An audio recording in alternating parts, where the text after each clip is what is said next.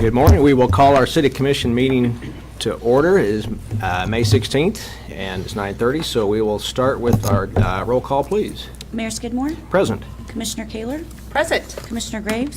Present. Commissioner Jorgensen? Present. Commissioner Wygand? Present. We're all here today, so that's good news. And we will start, first of all, welcome everybody here with us today. And we will start with our Pledge of Allegiance, followed by invocation by our Finance Director, Scott Bird.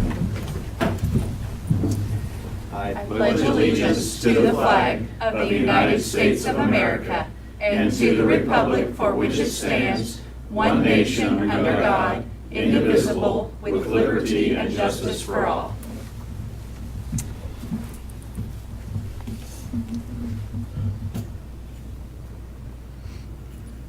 Good morning. I often like to start with scripture, and I was struggling with coming up with one this morning. But this one has been heard around the country several times recently, and it happened to be the verse of the day on my Bible app. From 2 Chronicles 7:14, if my people who are called by my name will humble themselves, pray, seek my face, and turn from their wicked ways, then I will hear from heaven, forgive their sins, and heal their lands. Let's pray. Lord God in heaven, we come humbly before your presence this morning, seeking your face, asking for your will in this country.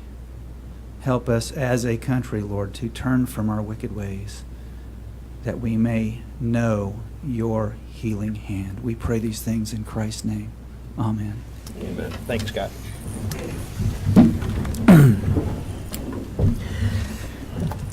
All right, we will start with the consent agenda, which includes the minutes from the April 26th special call pickleball court dedication, the April 30 study session, the May 2nd regular meeting, and the May 7th study session. Do we have a motion for approval? I'll move that we approve the consent agenda if we add the pictures from the pickleball court dedication. That is not allowed. Okay, I'll still make the motion. Okay. All right, motions have been made. Is there a second? I'll second. There we go, second. Any other discussion on that? All in favor, say aye. Aye. Aye. Opposed, same sign. Motion carries. Any public comments today? No one's No registered. public comments, and we'll go with the declaration. This time, I'd like to give the commission a chance to declare any conflict or communication they've had that might influence their ability to consider today's issues impartially. I think we're good there. Thank you. We'll move on to item number 10. Proclamation recognizing May 2018 as Skin Cancer Awareness Month. This proclamation is to highlight the importance of early detection and urge citizens to protect their skin from both natural and artificial sources of ultraviolet radiation. Kelly Bogart will accept the proclamation, but first we will have it read by Commissioner Graves. The proclamation reads as follows.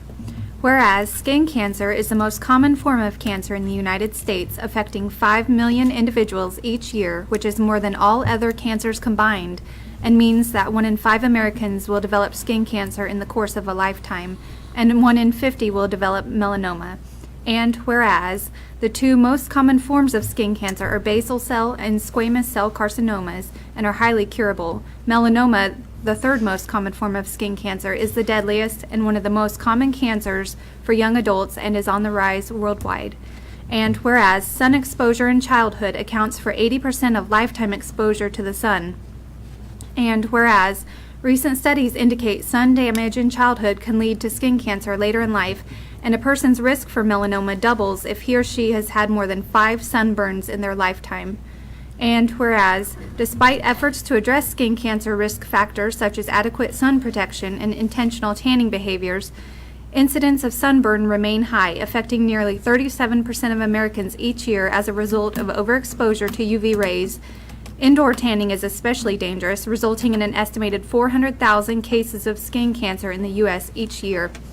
And whereas, the International Agency for Research on Cancer, an affiliate of the World Health Organization, includes ultraviolet UV tanning devices in its Group 1, a list of agents that are cancer-causing to humans. Group 1 also includes agents such as plutonium, cigarettes, and solar UV radiation. And whereas regular daily use of an SPF 15 or higher sunscreen reduces the risk of developing melanoma by 50% and squamous cell carcinoma by 40%. Now, therefore, the governing body of the City of Ottawa, Kansas, does hereby proclaim May 2018 as Skin Cancer Awareness Month. and urges the citizens of Ottawa to talk to family and friends about the importance of early detection and prevention measures and to educate themselves about this disease. Signed this 16th day of May, 2018, by our Mayor, Michael B. Skidmore. Okay, Kelly, are you Kelly? Sure, come up here and I'll shake your hand. Get a picture here.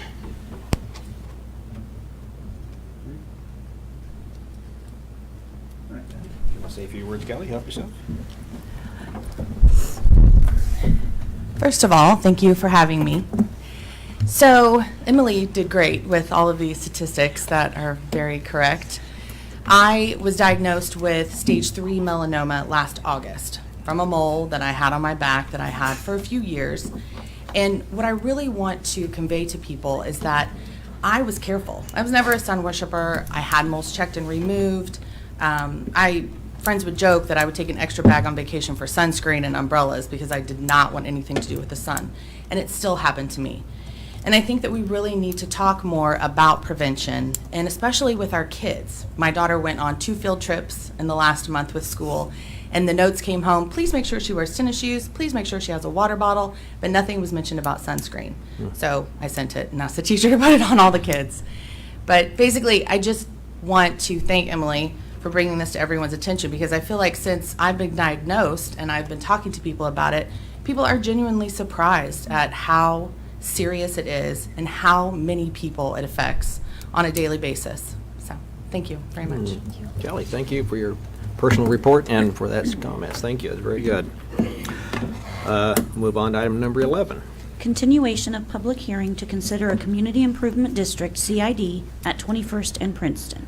This CID is the former Price Chopper DIY area, including Shoe Sensations and the Dollar Store. So we'll reopen this public hearing, and we will have Wendy, I guess. Is that it? Or Tyler, or whoever comes first. Actually, we kind of over here decided that we would let the applicant go first. Let's do that. So, Perfect. I'll let them do that. All right. Good morning, Chris Klein with law firm of Hush Blackwell. Here today on behalf of the developer, Sutherland's West Texas. Also here with me is Keith Butler. We did have a PowerPoint presentation. Okay, there we go.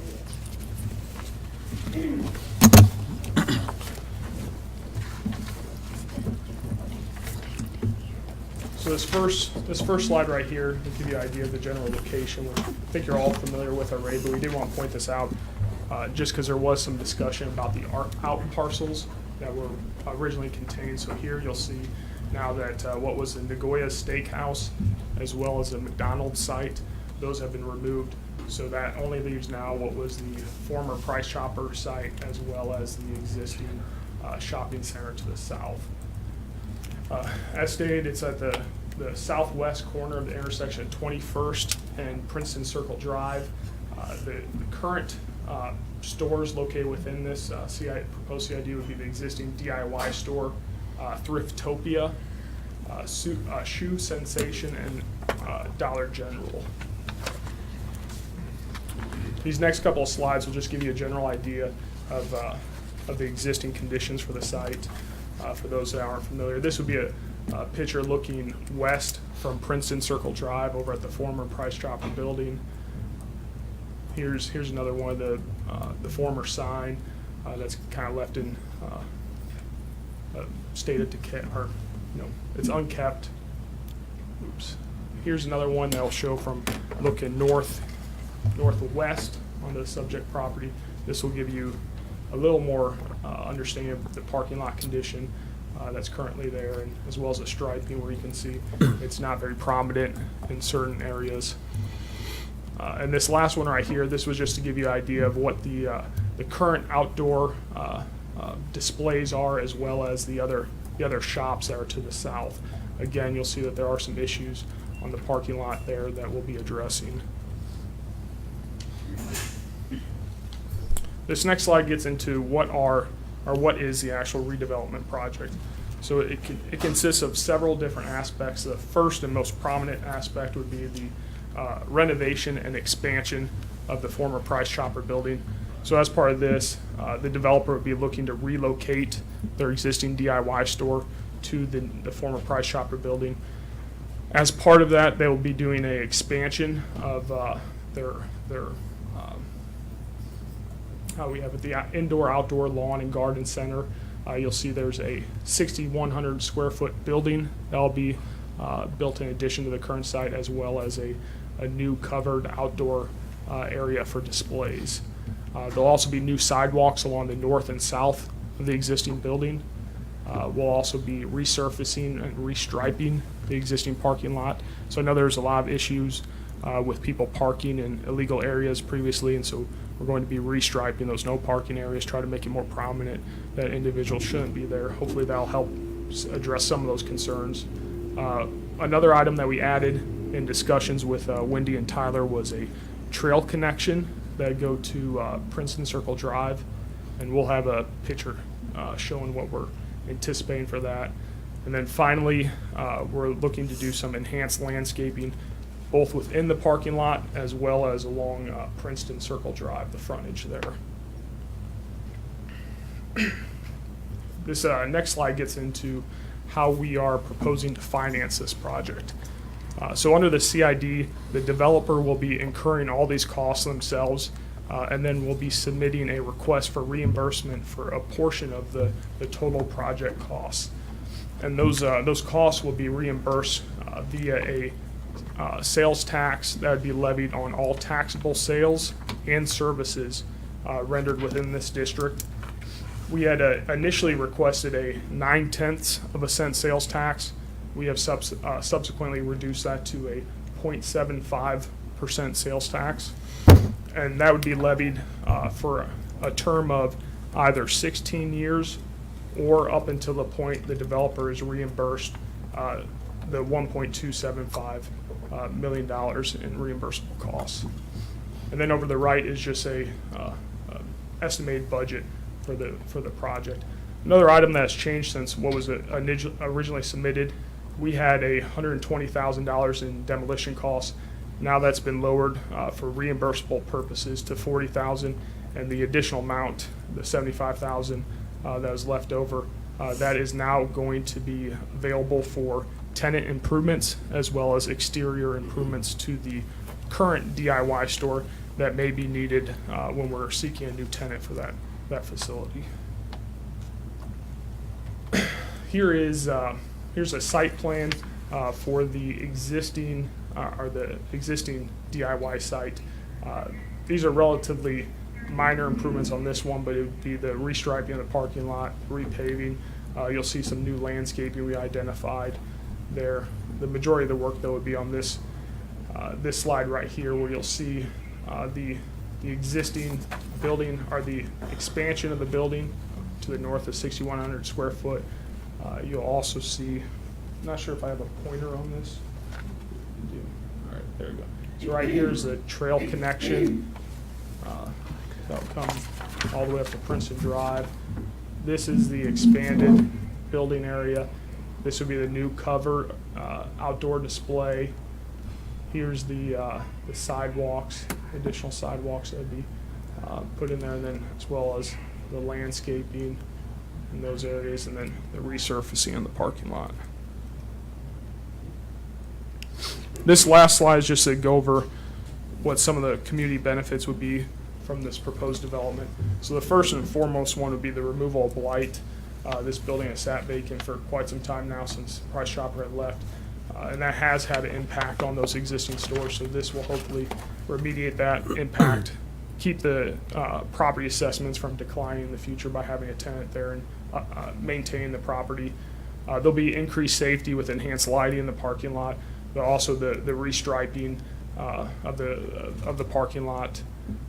Some of the public improvements that we discussed were the trail connection and the enhanced landscaping. Another item that I thought was important to identify was the increased tax revenue that the city, as well as the other taxing jurisdictions, should expect from this project. We had estimated that over the 22-year period, which would be the statutorily or allowed period for a CID, the city would generate approximately $550,000 additional tax revenue, with all the taxing jurisdictions combined obtain a little over $5 million in additional revenue. When you parse that down to just the 16 years that we're seeking a CID for, that drops to $400,000 for the city and $3.3 million for all the other taxing jurisdictions. And then lastly, there will be some increased employment due to the expanded operations of the DIY store, and then also the new tenant that will be coming in. And that is it for our presentation. I'll be happy to answer any questions you may have. Also, Keith can help answer any questions you may have about the relocated store and the new operations. Any questions? I have just a clarification. Is the parking lot in front of the Dollar General and the Thriftopia, is that going to be resurfaced and striped also? It will be. The former Price Chopper site will be done first, and that'll be put off till later date, but that is part of the plan. I have a couple questions. First of all, I want you to know that I appreciate the fact that you're willing to invest in our community and to extend your current business into a larger space. Currently, DIY uses a tremendous amount of their what I would consider parking lot space for seasonal storage and for, it appears as though it's lumber and other building materials. So how is that going to look different for individuals who maybe can't see or couldn't see actually what was on your PowerPoint? I know they could go back and look, but how is that going to look different when you move into the new site? So the existing lumber yard, that will be maintained in its current position. However, the hope is some of those seasonal displays that were outside, located in the parking lot, those will be encompassed in that new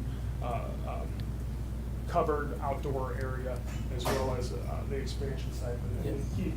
So the existing garden area, the existing garden area that's right now in the parking lot, that would be to the north side of the building. So there will be a metal building constructed to store chemicals and things like that, and then you're going to have another roughly 12,000 foot space to put all the flowers, plants, all that stuff. So Okay, good. So it's going to look different. yes, it will be out of the parking lot and actually to the side of the building. So Okay, perfect. There's actually more parking available when that's Yeah. done. Yeah. Okay. Good. So I just want to go back and call your attention to a couple of things, some of which was said, but maybe not as the language that we typically use with you when we're discussing this, and certainly for the public's benefit. As you recall, when we first called the hearing, it was a 0.9, and Mr. Klein referred to that. It's been reduced to a 0.75 as we've been going through the negotiation of the development agreement, which is a couple items from now, but we do want you to know that we've reached an agreement on that. And the term was originally a 22-year term, and as you said, that's been reduced in addition to the cap. So we'll talk about that just a tiny bit more when we get to the development agreement side. But the reduction of the geography of it as far as removing the restaurant parcels from it. So this has been a good process, as it usually is, to really work through what is necessary to make the project the best for the community. This is what we call a pay-as-you-go, and so they, as he said, invest the funds, and then per the agreement and per the way that the statutes, that can be rebated over that term, whatever's generated. So we have a cap of 1.275 million, and so if that is reached in year 8, because they do fabulously well, which we would all love to see, because that means we all do well, then that would be the end of it. But if, let's say there was some unfortunate circumstance where one of the other existing businesses that is expecting a certain revenue stream weren't to be there or reduce their revenue stream, that could affect them negatively, and they might not hit that 1.275 that we've anticipated, and so then it would be about the term. But we do feel good about getting the building back in occupancy. They've been waiting for this because they started looking at that building, and we do think that putting those items further up will call more attention to all of the stores, which then is a good opportunity for them to increase their retail base, as well as fixing signs. And of course, the parking lot improvements, I think, as we told you at the very beginning, but doesn't hurt to say again, There are a lot of folks that travel through that area for one of those retail businesses or another. And we've heard from our prior staff that there's been a more frequency of responding to situations out there with, so far, fender benders, because generally speaking, people are a little nervous, so they drive slower, which is good that they drive slow. But I think ultimately, their improvement, not only to the surface, but the relocation will make visibility better and navigation of the site better. And again, sometimes those things help people be more willing to shop in a place. So I know Commissioner Kaler kind of referenced how will it look. Hopefully that will also help it feel safer so that people can conduct the business that they would like to conduct there. And I'm happy, or I'm sure Tyler is too, to answer any other questions you might have as we've gone through this. Any other questions anybody have? I think my only additional question would be, I know this has taken a tremendous amount of staff time, and I know our bond counsel has looked at this too. What does this cost the citizen to have this happen? Great question. As with any CID, TIF, RHID, any of those kinds of things, the applicants stand the cost of our out-of-pocket costs. We don't typically charge them staff. We could. It's within the realm of our application, but we don't typically do that. And so they, as a part of a funding agreement that we enter at the very beginning of something like this, they put on deposit $10,000 in funds with us, and then we pay bills out of that. And if the $10,000 is not sufficient, then they deposit additional funds with us in order for the organization to be held harmless. Thus, no tax dollars go into the development of the project. And then ultimately, that can be a reimbursable expense through the CID. Okay. Any other questions? I assume we're going back with concrete. Is that true with what the current construction is on the parking lot? Yeah, I think That's the plan. That's what I was thinking. I think we would also consider maybe doing an asphalt overlay over the. They might have to patch it and then overlay it. That's depending fine. on- That's good. Of course, Right. usually you compare those prices, because some days asphalt's cheaper, some days Yeah. concrete's cheaper. Depends on the so- time we get it done. As Well, long as it's a nice surface and painted appropriately, we're all happy. Well, that's great. Well, I do want to say I appreciate the fact you're putting in that sidewalk, too, back to the rail trail. We want to promote more pedestrian traffic in that area, and this will certainly help that. So thank you for adding that to it. And thank you for negotiating with our legal staff, too. So appreciate your willingness to work with that on the amount of the sales tax as well as the term. So thank you very much for your willingness. Anyone else want to talk or have any comments for the public hearing? Yes, go ahead, Mayor, Tom. I'd just like to say, this is really good news, a good project. It's indicative that you've done well, and you think there's more business to do well here. And I think that shows good about the way you conduct business, as well as our community support of that business. So wish you well. Glad you're doing this. Absolutely. Okay, we'll go ahead and close the public hearing and move on to item number 12. Request for approval of ordinance authorizing the creation of a Community Improvement District, CID, authorizing the imposition of a CID sales tax, and authorizing execution of a development agreement. The CID would be for building improvements to the former Price Chopper and former Walmart buildings, parking lot improvements, and landscaping. It would allow collection of an additional sales tax within the district at a rate of 0.75%. Is there anyone willing to make a motion on that? Oh, I'm sorry. I didn't even, my peripheral vision's off today. I got different glasses, so forgive me. Go ahead. Good morning, Mayor and Commissioners. Tyler Ellsworth with the law firm of Kutak Rock. Just wanted to make a couple quick points and reiterate the information that Wendy and Chris Klein have already provided for you this morning. This is the formal action that's being requested of you. Passing the ordinance does, as the mayor just said, creates the Community Improvement District, authorizes the levying of this 0.75% sales tax, and it also approves the form of a development agreement, which we just this morning have reached agreement on the developer with, and so now that we're in agreement on that form of the agreement, we would recommend passage of the ordinance to formally put this in place. And with that, I'm happy to answer any questions. Okay. Anybody have any questions? Everybody satisfied with that? Mr. Mayor, Commissioner? I move that we approve the ordinance authorizing the creation of the CID district and authorizing the imposition of the CID sales tax. Sure. And authorizing the execution of a development agreement. The whole thing. Sorry, I didn't want to miss that Absolutely, part. you're good. That's important. And is there a second on that? I'll second it. There's a second on that. Any other discussion on this? Let me say, before we do vote, I do appreciate your investment in our community. As Sarah said earlier, I think it's critical that we have partners like you guys, so thank you very much for that.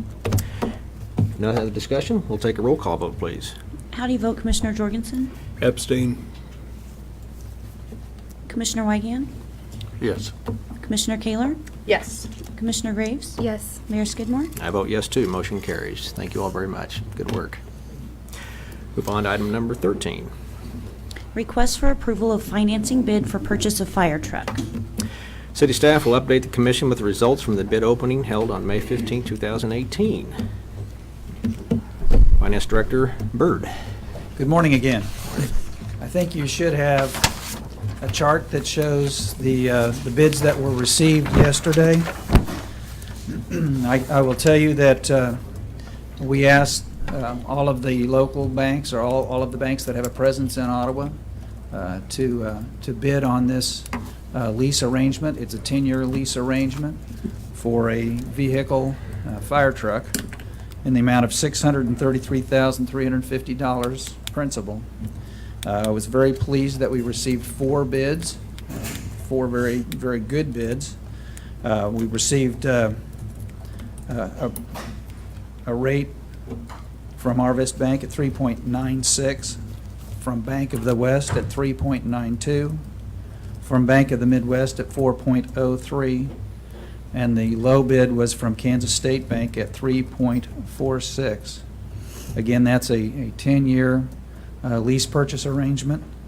The annual payments would be $126,823.52, and I would recommend that low bid from Kansas State Bank be approved. Again, we're very pleased, and I have already thanked all of the banks that participated, and very, very pleased that we had that kind of participation today. Yeah, Scott, I think we were looking at 375 as a possible goal or projected rate, and we came in Right. under that. That's a good sign. So. Yeah, that was a good sign. Excellent. And I thought the other banks were competitive as well. They were right in the hunt, so. Pretty close in the range Yeah. there. Very good. Any other? Finance Director Byrd, can you remind us what the quoted rate was from the outside entity outside of our community? Do you remember what that rate was that they quoted us? Not off the top of my head, but it was over 4%, I Like believe. 4.76 or Yeah. something. Yeah, I think with the outside was with Pierce Manufacturing, from yeah. the manufacturer of the truck. It was 4.6, somewhere in there. So. Okay. Very good. Great. All right. Any other questions anybody have? I'd like to just take a moment. Yes, before you please. vote. Please, go right ahead. Just, thank you from the fire department as a whole. There's been a lot of, as you know, it's not very, it's a big process to buy a $600,000 fire truck. A lot of time went into this. Finance Director Scott Byrd, legal counsel, city manager. So it wasn't just, we decided today that we're going to buy this. So from the fire department, thank you for making this happen. So. Great. Okay. Any other questions or comments? I'll entertain a motion on item number 13 then. Mr. Mayor, Commissioner, I move that we approve the financing bid for the purchase of the fire truck. is there a second? I'll second. Where's the second? Any other discussion on this?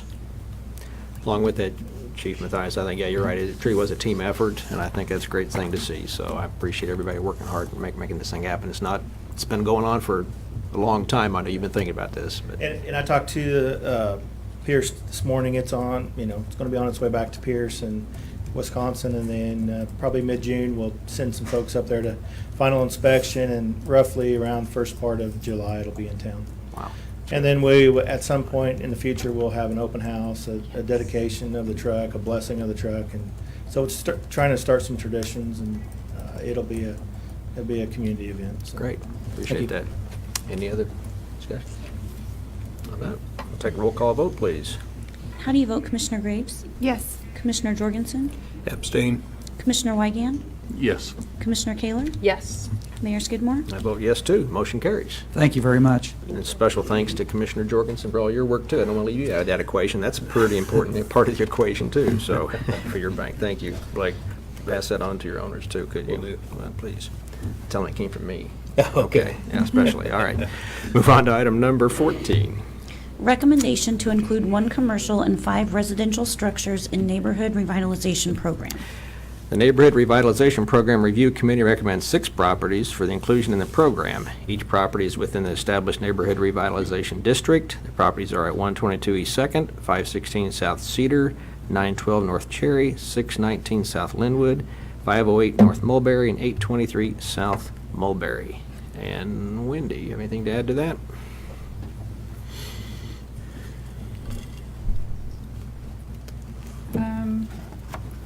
No, not necessarily, although I'm happy to talk about the project. And neighborhood revitalization is one of our best used incentives. And we're considering some changes, so it's probably fair to let the public know that we are considering some changes to that.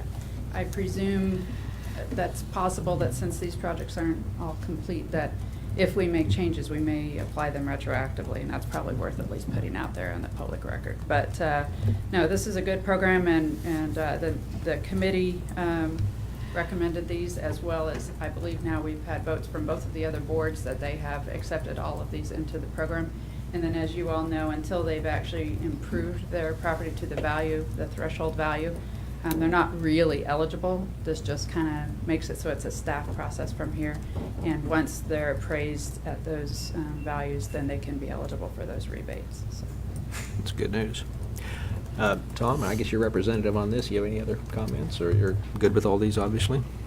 No, I think Oh, I'm I'm the sorry. representative You're it. on this, Okay. yes. I'm sorry. I'm always willing to comment. though. I'll give you your chance, Tom. I will yield to Commissioner Weigand if he'd like to comment. I thought Tom was on that. You Go want to ahead, Sarah. comment, ask me, okay. I do think it's really important for this particular program, and I think that individuals who may not know about the neighborhood revitalization program, it would be worth your while to actually call Wendy's department, or the department that Wendy leads, to talk about if you are looking to make a change to your, or adding an addition to your home or your business, and you're in our neighborhood revitalization zone, it's really to your benefit, and we want to encourage that at the City of Ottawa. So I wholeheartedly support all of these particular locations that are applying for this program. That's great. And that's actually all available on our website, should someone want to look at it without actually making a call. But we are happy to answer questions, because oftentimes I think folks maybe don't understand that they will see their taxes increase probably if they do an addition to a structure. But this would allow them to get those funds back, to apply back to if they've borrowed for that addition. And so we'd be happy to talk with them about that and how the timing works and all of that. It's actually one of the best ways we can secure the existing housing stock, which is one of the most affordable ways to provide housing in the community. Absolutely. Well said, both of you. Thank you for that. Well, I look at it's kind of a deferred income for the city if it's 10 years. So the commissioners who are sitting up here 10 years from now will certainly look back and thank us for this decision. So if we're still here, if we're in the nursing home, wherever we'll be, I guess. But anyway, they'll thank us, I'm sure, later on for that decision. So if no other discussion, I'll entertain a motion on item number 14. I move we approve the issuance of or the involvement of the neighborhood revitalization program for those properties. Second. There's a second. Any other discussion? If not, let's have roll call vote, please. How do you vote, Commissioner Graves? Yes. Commissioner Jorgensen? Yes. Commissioner Weigand? Yes. Commissioner Kaler? Yes. Mayor Skidmore? And I vote yes, too. Motion carries. Thanks, Wendy. I think we're all involved in that, including Sarah. Motion, item number 15.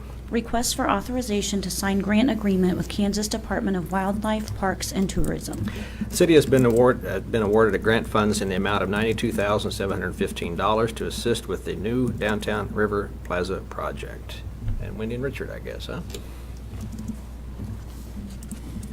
Yes, we're excited to share this news with the community if they haven't already heard it, and I've got a news release that'll be sent out later this morning.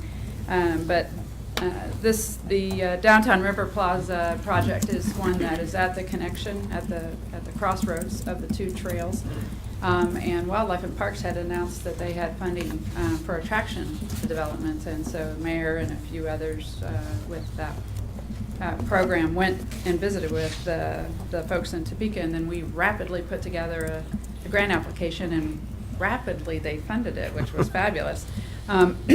And so the primary purpose of the grant funds, the whole of the project is really a $4.3 million project, but the grant project is approximately $250,000 with 60%, or this 92 is what they want us. They're funding 92,715, and we have to have them at. I guess we may be at 60%. Is for the design, engineering design of all of that. So all of the infrastructure design, water, sewer, the sidewalks, the grading, the landscape, all of the design of the entire project, as well as the design and installation of the restrooms. And for those in the community who have long wanted to have public restrooms downtown, this funding is going to enable that. And we're still working through kind of the design of what all we'll be able to get with that. But the total of the project, we hope to make those all attractive things and even have some art along with the landscaping. But this project is just a piece of that overall project. And we're still working out all the details. But what we asked you to do is authorize signatures for acceptance of this grant. Great. I'll just say, too, it really was a good team effort. Everybody going to the meeting there, as well as putting this together, and like you said, it's in a timely manner. We've never seen a grant request go in this quickly, nor an answer that quickly, I'm sure. So And I probably should say, our match is $75,000, Yeah. the city's That's portion fine. that we're pledging. And then Onward Ottawa is pledging about $78,000. So actually, the city's in for the minority of the funding, That's good. which is a nice place. That's right. I agree. That's a minority I like. Mr. Mayor, Commissioner, I move to approve the request for authorization to sign the grant agreement. is there a second? I'll second. We got a second on that. Any other discussion on that? Okay, let's have roll call vote, please. How do you vote, Commissioner Kaler? Yes. Commissioner Graves? Yes. Commissioner Jorgensen? Yes. Commissioner Wygant? Yes. Mayor Skidmore? I vote yes, too. Motion carries. Thanks to all involved in that. Thanks, Wendy. Item number 16. Request for approval of bids for 2018 street rehabilitation. The city received 2 bids for the mill and overlay project and 2 bids for the chip and seal project. The staff recommends the bid from Vance Brothers in the amount of $124,065.10 to be accepted for the chip and seal project. They also recommend the bid from Kilo Construction, Inc. in the amount of $74,014.80 to be accepted for the mill and overlay project. And Michael, you have the podium. Good morning, Mayor and Commissioners. This is kind of a straightforward bid that we do every year for the street rehabilitation projects that we have planned around town. If you remember, when I got here 3 years ago, we started in the process of trying to eliminate gravel streets, and this is a continuation of that process, as well as updating parking lots and streets as well. So, asking for your permission to proceed with the project here. Anybody have any questions of Michael? I was just encouraged to see the bids came in under the estimate, so that's always good to have, right? Yes, it is. That's Yes, a it is. special bonus, right? We like that. Mr. Mayor, Commissioner, I move that we request that we approve the bids for the street rehabilitation for 2018. is there a Second. There's a second here. Okay, any other discussion on that? If not, we'll have roll call vote, please. How do you vote, Commissioner Wygant? Yes. Commissioner Kaler? Yes. Commissioner Graves? Yes. Commissioner Jorgensen? Yes. Mayor Skidmore? I vote yes, too. Motion carries. Thank you. Thanks, Michael. Good job. Guess next we'll go on to a report by the city manager. Well, a morning of progress, Yes. Commissioners. Thank you. It is. I have nothing else except to remind you about the joint city-county meeting and to congratulate Commissioner Kaler again on her appointment to the League of Kansas Municipalities governing body, and that is the second commissioner in recent years from this body that has been appointed to serve up there. And so if you know the answer to that, you can't answer Blake and you can't answer Mike and you can't answer Sarah, but if the other two know who that was, you can say it. Gene Grant. You get a free, What was it, Blaine? Pardon? No, Was it Blaine? It was Commissioner Jurgensen. Oh. right here. I am sandwiched between two dignitaries. And, Get deep. and in a whole different world, about 30 years ago, I served on the governing body. That's great news there. Congratulations, sir. I agree. That's great honor. Anything else, Richard? No. You're good? Okay. Report by the city commissioners. Let's go. Tom, you want to start with? I have none. No, you have nothing. Okay. Blake? No report this morning. Sarah? I do have a report, actually. Please. I thank you for the shout out by our city manager, but really I wanted to highlight that our city manager was actually just appointed to the governing board of the Kansas Municipal Utilities, and he's going to serve in the vice president role, but really close to the president, and I think he'll take on as president the following year, right? Is that the understanding? So Yes. thank you for serving in that post. I appreciate that, and the Thank you. city really appreciates the post. I don't think that we recently went to the Kansas Municipal Utilities Conference in Wichita, and we take for granted the fact that when we go to flip on the lights, that the lights just flip on. It doesn't just happen. It isn't magic. People diligently have to work to make that happen. And so I appreciate governing bodies such as KMU and KMEA who make sure that when I go to flip on that light, it actually flips on. Or when I go to heat my house, the heat actually works. So I appreciate those entities. We did have major movement today. Just kind of as a recap, we worked on safety with fire truck and a new fire truck that's coming our way.